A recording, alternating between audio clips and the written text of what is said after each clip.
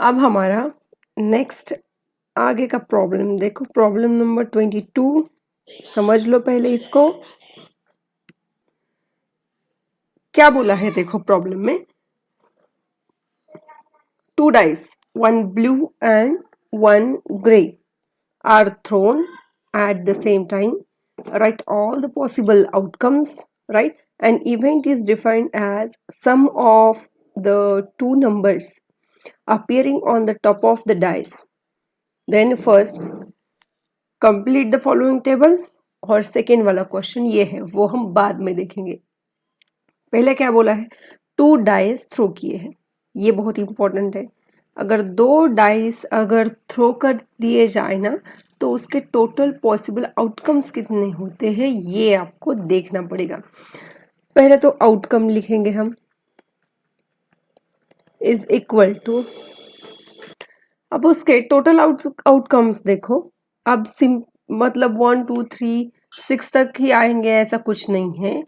Possibility क्या क्या है, एक डाई थ्रो किया, दोनों एक साथ अगर थ्रो करेंगे ना आप, तो एक पे 3 आ सकता है, दूसरे पे 4 आ सकता है, या फिर एक पे 1 आएगा, दूसरे पे 2 आएगा, मतलब ऐसे कुछ भी हो सकता है।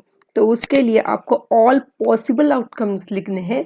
एक तो स्टार्ट करेंगे हम 1 से, 1 के साथ साथ क्या आएगा, 1 के साथ 1 भी आ सकता है, 1 के साथ 2 आ सकता है, 1 के साथ 3 आ सकता है।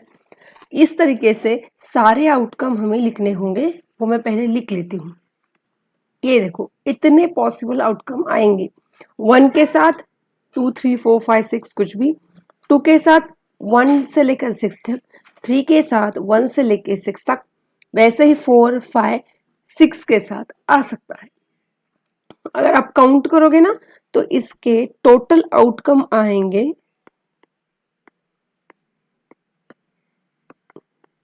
36, ये याद रखो, है ना। 2 डायस अगर साथ में थ्रो करोगे तो उसके आउटकम आएंगे 36, ये हो गया। अब उनका पहला क्वेश्चन क्या है, कंप्लीट द फॉलोइंग टेबल। ये देखो इवेंट क्या है, सम ऑन 2 डाइस। सम, उसका जो एडिशन है वो डाइस पे कितना आना चाहिए, पहली बार तो 2 आना चाहिए, और उसकी प्रोबेबिलिटी क्या है 2 आने की। पहले हम देखेंगे, यहाँ उन्होंने दी है लेकिन एक हम सॉल्व करके देखेंगे। उसकी प्रोबेबिलिटी क्या है, इवेंट क्या है 2, सम इज 2, डाइस पे 2 आना चाहिए। तो ऐसा कितनी बार आया है आउटकम, यहाँ आपको चेक करना पड़ेगा, और जहां जिसका यहाँ पर सम कितना आना चाहिए 2 आना चाहिए। तो यहाँ पर देखो 1 + 1, ये देखो 1 + 1 2, और ये बाकी के तो सभी ग्रेटर ही नंबर है, तो उसका आउटकम है एक ही आया है, राइट। और टोटल आउटकम कितना है, टोटल आउटकम तो यही होगा ना 36 वाला, ये टोटल आउटकम है, और इस इवेंट का ये आउटकम है। तो हमारी मतलब ये फेवरेबल आउटकम है, ये है फेवरेबल। तो probability of getting sum 2 is equal to total outcome, उसमें से फेवरेबल आउटकम कितने हैं 1 है। सो इसकी प्रोबेबिलिटी आ गई 1/36, सिंपल है। अभी सम कितना चाहिए हमें 3 चाहिए, तो कितना किस किस का सम 3 आता है, देखो ये देखो 1 + 2 3 आ गया। अभी ये सब ग्रेटर है, आगे चेक करो 2 + 1 3 आ गया। अभी उससे अगर आप देखोगे ना वो सभी ग्रेटर नंबर है, तो ऐसे कितने फेवरेबल आउटकम हमें मिल गए, ये वाला और ये वाला, मतलब 2 कितने में से 36 में से। उसी तरीके से सम आना चाहिए 4। अगर आप देखोगे यहाँ पर तो सम 4 किस किस का आता है, चलो हमें कलर थोड़े से चेंज करने पड़ेंगे। 1 + 3 4 आएगा, 2 + 2 4 आएगा, राइट 4 ही आना चाहिए। ये देखो 3 + 1 भी 4 आएगा, मतलब ऐसे हमें फेवरेबल आउटकम मिल गए 3, कितने में से 36 में से। अभी सम आना चाहिए 5 सम के लिए देखो ये देखो 1 4 5 होगा, 2 3 भी 5 ही होगा, 3 2 भी 5 होगा और 4 + 1 भी 5 होगा। तो कितने ऐसे मिल गए? 1 2 3 4। हमें ऐसे आउटकम्स मिल गए 4। ठीक है, अभी सम आना चाहिए 6। 6 के लिए क्या है, देखो यहाँ पर 6 सम आना चाहिए। ये देखो यहाँ पर 1 + 5 6 हो गया, और ये देखो 2 + 4 भी 6 हो गया, 3 + 3 भी 6 है, 4 + 2 6 आएगा, 5 + 1 भी 6 आएगा। मतलब को कितने आ गए? 1 2 3 4 5, राइट, 5/36। अब आगे 7 आना चाहिए इसका सम। 7 कब आएगा? 1 + 6, 2 + 5, 3 + 4, 4 + 3, 5 + 2, है ना? 7, हाँ 6 + 1, ऐसे कितने हैं? 1 2 3 4 5 6, हाँ राइट, 6 आएगी। ये आ गया 6/36। अब आगे ये 8 वाले का भी देखा है हमने, कितनी दी है? 5/36। ये क्या सच है? ये भी हम देखेंगे। 8 आना चाहिए सम। इन इन लोगों का तो ये तो सारे चले गए, है ना? 8 आना चाहिए, मतलब 2 6, 3 + 5 8, 4 + 4 8, 5 + 3 8, और 6 + 2 भी कितना आएगा? 8 ही आएगा। तो ऐसे कितने मिल गए हमें? 1 2 3 4 5, मतलब ये जो प्रोबेबिलिटी है राइट है। अभी आना चाहिए आपका सम 9 आना चाहिए। 9 मतलब 3 6 4 5 5 4 6 3, कितने मिल गए? 1 2 3 4। सो इसकी प्रोबेबिलिटी आएगी 4/36। अभी उसके बाद सम आना चाहिए 10, मतलब 4 + 6 5 + 5 6 + 4, 3 ही मिल गए हमें, 3/36। 11 सम आना चाहिए, 5 + 6 6 + 5, है ना? मतलब ऐसे 2 ही मिल गए। और 12 एडिशन आनी चाहिए, वो तो सिर्फ एक ही बचा है, वो है 6 + 6, है ना? मतलब 1/36। सो ये हमारा हो गया। अभी ये तो टेबल हमने कंप्लीट कर दिया। आगे का क्वेश्चन है, student argues that there are 11 possible outcomes, 2 3 4 5 6 up to 11 and 12. Therefore, each of them has a probability 1/11. Do you agree with his argument? And then justify your answer. ये हमें पढ़ने के बाद सडनली पता चलेगा कि 11 पॉसिबल आउटकम्स तो है ही नहीं। टोटल आउटकम जो है वो इतने सारे हैं, मतलब कि कितने हैं? 36 है।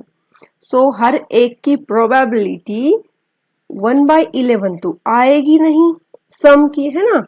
हर एक की प्रोबेबिलिटी देखो कितनी आई है। क्या 1/11 किसी की भी है? किसी की भी नहीं है। सो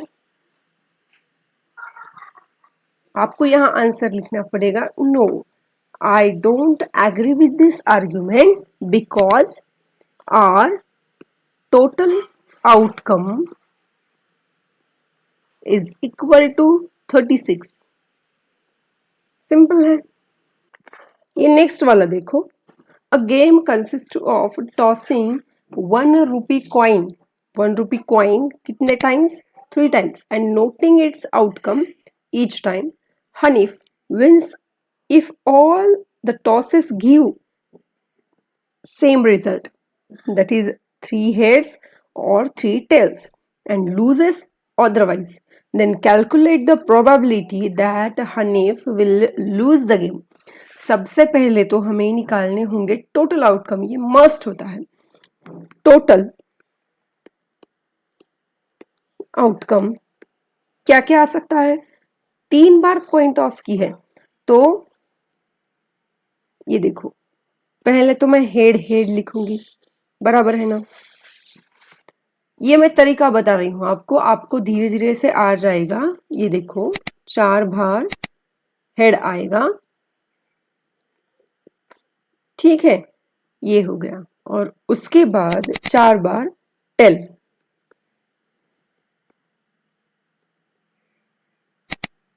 राइट। अब इसके बाद हेड आएगा 2 टाइम्स, टेल आएगा 2 times. Head head tail tail, again head head tail tail, right. उसके बाद head tail head tail head tail head tail, मतलब ऐसे आपके 8 आउटकम्स आएंगे, ठीक है। Total outcomes is equal to 8 और हमें लूज होने की प्रोबेबिलिटी निकालनी है। और उन्होंने बोला है हनी लूज कब होगा, जब उसके पास हेड हेड हेड या फिर टेल टेल टेल ऐसे नहीं आना चाहिए, मतलब हमारे फेवरेबल आउटकम क्या आएगा, ये नहीं आना चाहिए, राइट।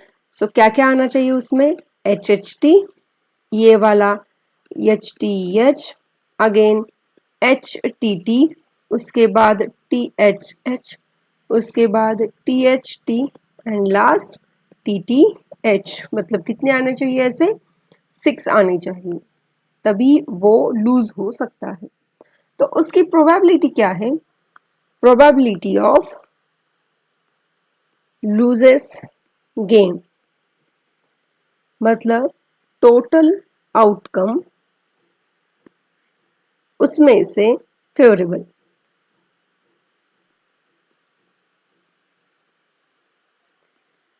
हमारे टोटल आउटकम 8 है, उसमें से 6, सिंप्लीफाई करो, 2 3 जा 2 4 जा, मतलब इसकी प्रोबेबिलिटी है 3/4।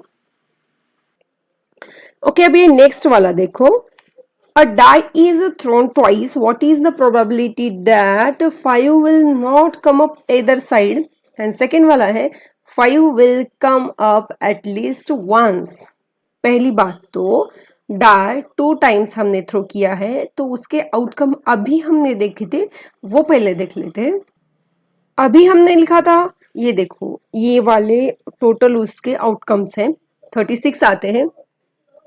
2 डाई हमने एक साथ थ्रो किए हैं, तो ठीक है। अब देखो यहां पर, यहां हमें ये लिखना होगा total outcome is equal to 36। पहला क्वेश्चन हम सॉल्व करने जा रहे हैं, तो उन्होंने क्या पूछा है, 5 will not come up either side. 5, ये देखो एक है लेफ्ट साइड और ये एक है right side, right right and left, तो उन दोनों साइड की तरफ जो है 5 नहीं आना चाहिए, राइट। अब देखो 5 कहाँ कहाँ आता है, यहाँ पर है 5, किसी भी साइड को 5 नहीं चाहिए। वैसे भी उसके साथ कौन है, ये वाला भी है, इतने समझ में आ रहा है। और यहाँ एक है, यहाँ भी है, राइट। अब अगर आप दूसरी तरफ देखोगे तो 5 नहीं दिखेगा आपको। तो ऐसे फेवरेबल आउटकम्स कितने हैं, फेवरेबल आउटकम कितने होते हैं ऐसे, कितने हैं देखो, 1 2 3 4 5 6 7 8 9 10 11, राइट। मतलब हमें 36 में से 11 अगर माइनस करोगे ना, तो हमें 5 मिलने चाहिए या नहीं मिलने चाहिए, वो आप ध्यान में रखो। 5 नहीं चाहिए, तो हमने इसको नहीं लेना है, 11 टाइम्स नहीं लेना है, बाकी के लेने हैं। तो कितने बचे, ये देखो 5, 25 बचे, मतलब हमारा फेवरेबल आउटकम कितना है, 25 है।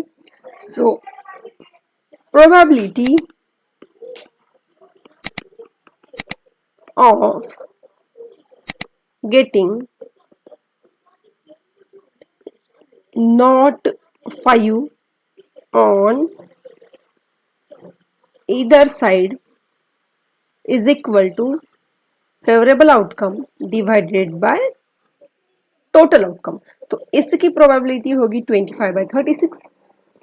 अब दूसरा वाला, 5 will come up at least once.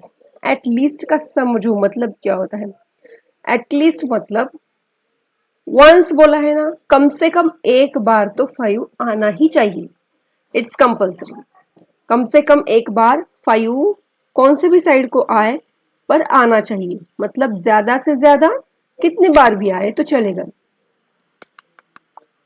इसका मतलब समझ लो, 5 जो है कम से कम एक टाइम तो आना चाहिए और ज्यादा से ज्यादा कितनी बार भी आना चाहिए।